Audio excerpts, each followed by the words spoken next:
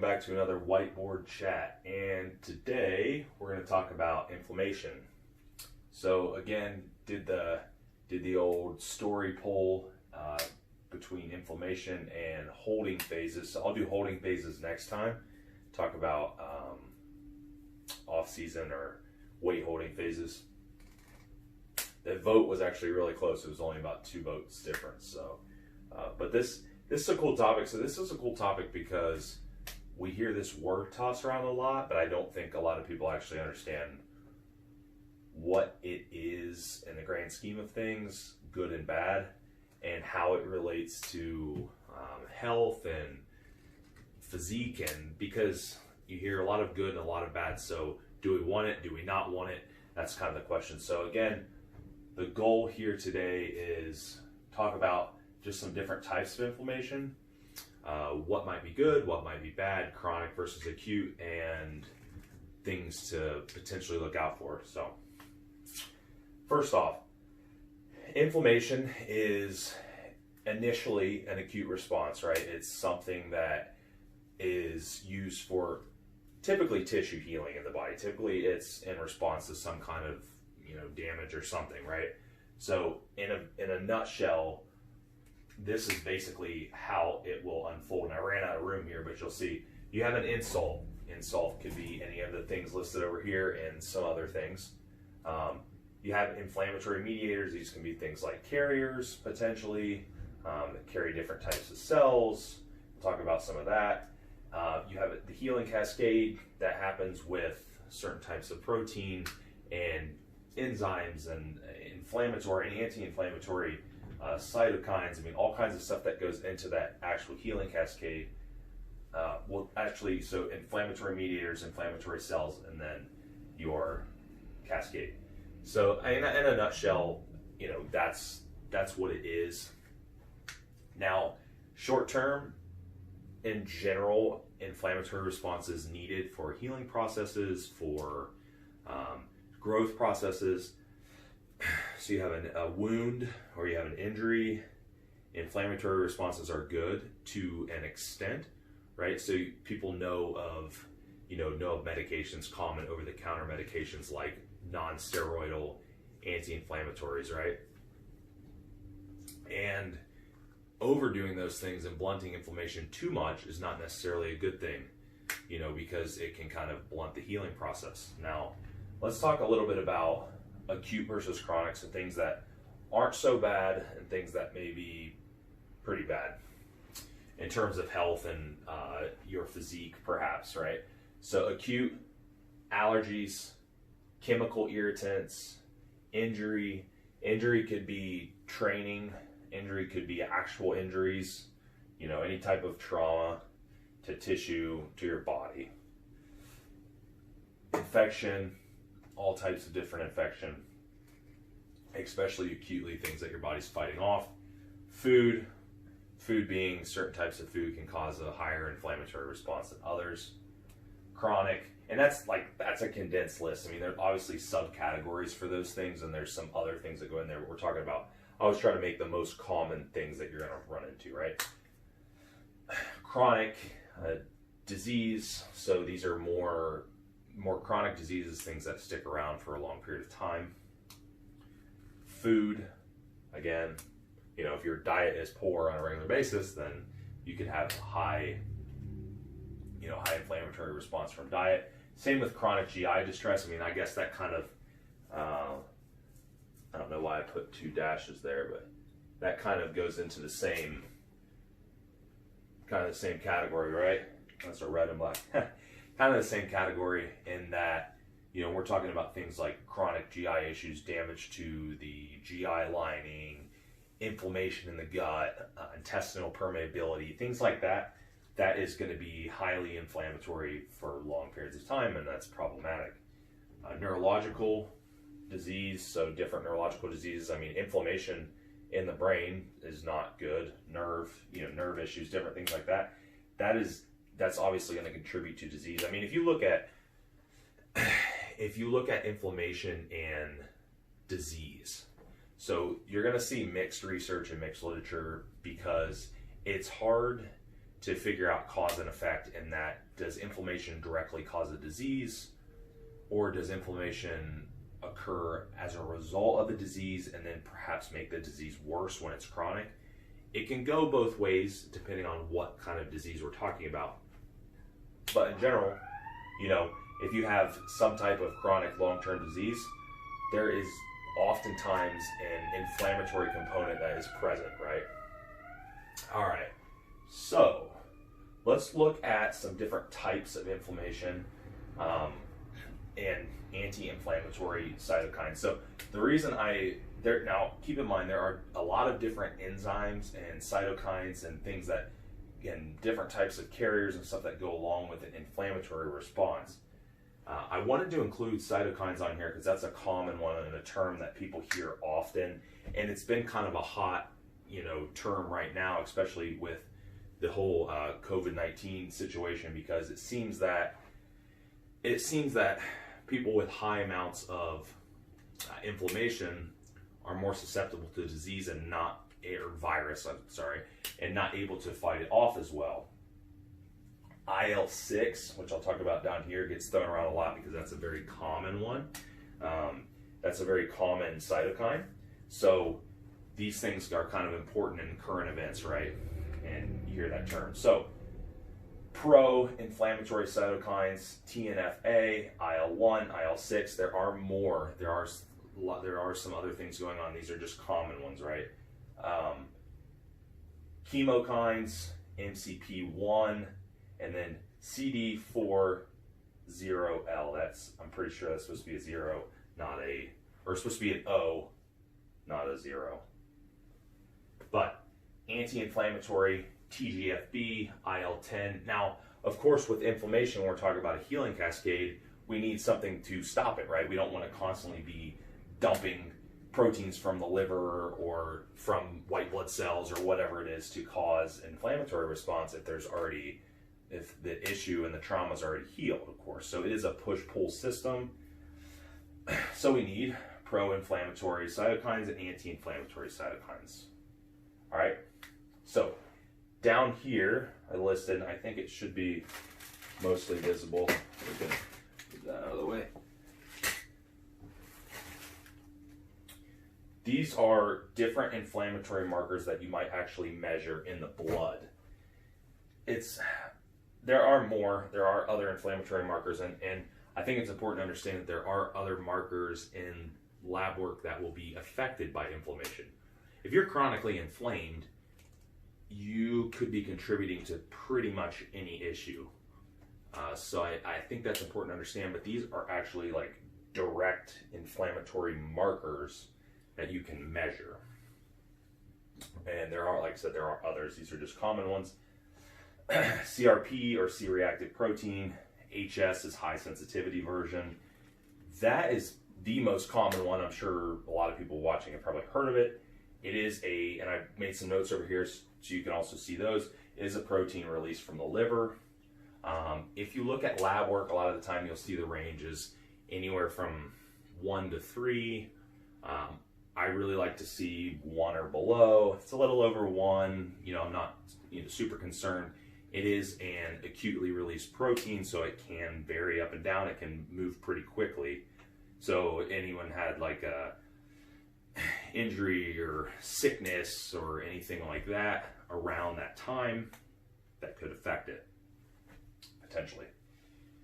And I'll talk about how exercise affects these things as well, because that's always a huge question. We have MPO, that name's too big, I'm not going to try to pronounce it. So less than 200 and PMOL per liter. Okay, this is a blood cell derived, you can see the note here, white blood cell derived enzyme. Okay, so as you can imagine, this is especially prevalent in people that have issues that attack the immune system, perhaps, or diseases that are heavily immune compromising. You might see that. Cancer, perhaps, or any type of AIDS, something like that. Even I mean, there could be a number of things, you know, like off the top of my head here, autoimmune diseases. Sorry. Okay, so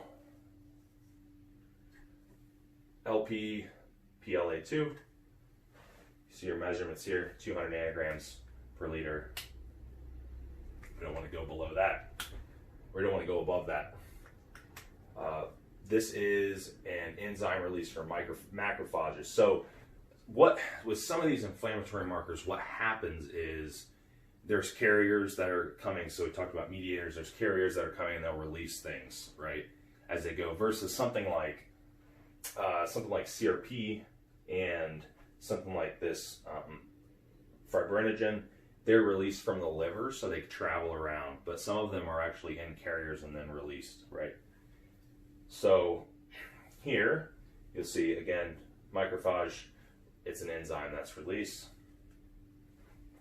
A lot of these, especially CRP, the LPPLA, fibrinogen, and IL-6 are all very common in cardiovascular disease. You see that a lot because a lot of them have to do with arterial inflammation, though you may see in metabolic syndrome, which I talked about in another video. It's kind of a combination of a lot of different diseases, diabetes, heart disease, anything that's highly inflammatory like that, you're probably bound to have a lot of raised inflammatory markers.